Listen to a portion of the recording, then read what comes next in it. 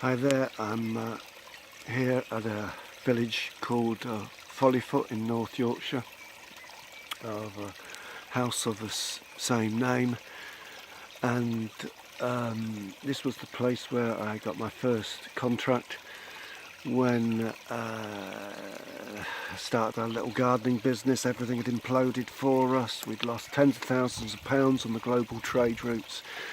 We'd come out of a season of just incredible journeys and adventures, going to China to adopt our lovely girls, walking across nations and continents, and then we hit the wall, and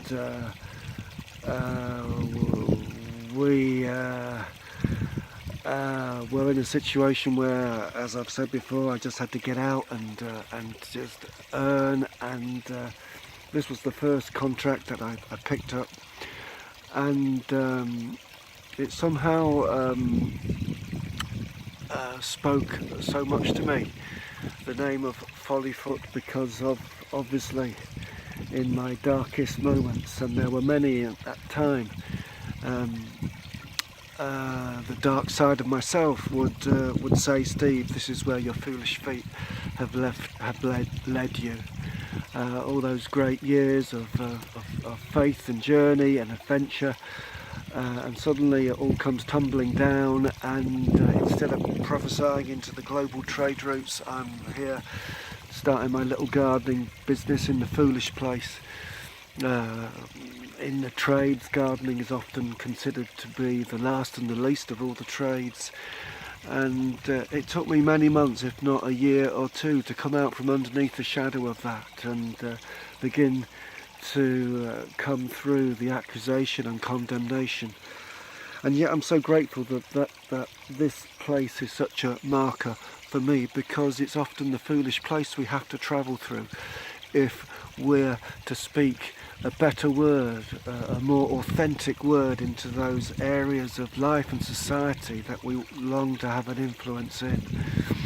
I've got some friends, Alan Paula Coates, up in Northumberland, who have an incredible journey and story of adoption. And several years ago, Al passed through our farm here in Yorkshire on his way south on his bicycle, and he was on a bike ride going from one law court to another, seeking to speak a better word into the law of the land regarding issues of adoption that were very close to his heart and that of his wife Paula.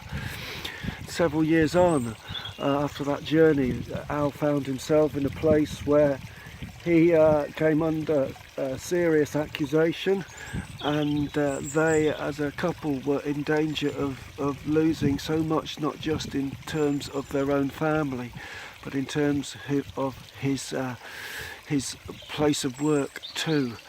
And yet, in a few weeks' time, as many of you will know, they'll be down at Buckingham Palace, having recently been cited in the New Year's Honours List, ready to receive whatever order of the Empire it is. See, Alan Paula, their story, as incredible as it is, had to pass through the foolish place, had to pass through the place of ill repute, the place where the very essence of ourselves is under scrutiny. I have another friend. Yeah, I've got more than one friend, and my friend Ro Lavender, who we've recently reconnected over, she a few weeks ago had to go through the terrible scenario of seeking to have her son sectioned under the Mental Health Act. As awful and as painful as that was, and of course I've got Rose's permission to share this, and she had to face the possibility and the some would say the humiliation of knowing that some of the people she's trained in areas of mental health and so on could well be the ones who admitted her son into secure psychiatric accommodation for his own safety. You see, if we want to speak into the areas of our society that really count, then we have to pass through the foolish place to see whether in fact we have the credentials. So I've got some other friends who are grandparents, and all their lives they've lived for the generations coming through, and currently their granddaughter, a lovely, beautiful granddaughter, has had to be admitted to for psychiatric care because of mental health issues, and they too are contending with with great courage and tenacity, that remarkable family standing for the generations that are coming through, saying, yeah, if we have to pass through the foolish place, then so be it, in order to see our granddaughter and a whole generation come through. You see, in order to be authentic, there is a foolish place that we have to pass through. On Wednesday I'm out to Prague. I'm out to Prague to pray for Europe, because these are critical times for Europe. I also hope to have a few beers in the process, and maybe I'll do a little vlog there. But I was out there a year ago, and when you get your ticket for the trams or the metro, the word that was used to me a year ago is, when you get on the tram, when you get on the bus, you have to authenticate your ticket. Put it in the machine, and the machine just marks it and says, yes, this person has permission to make this journey.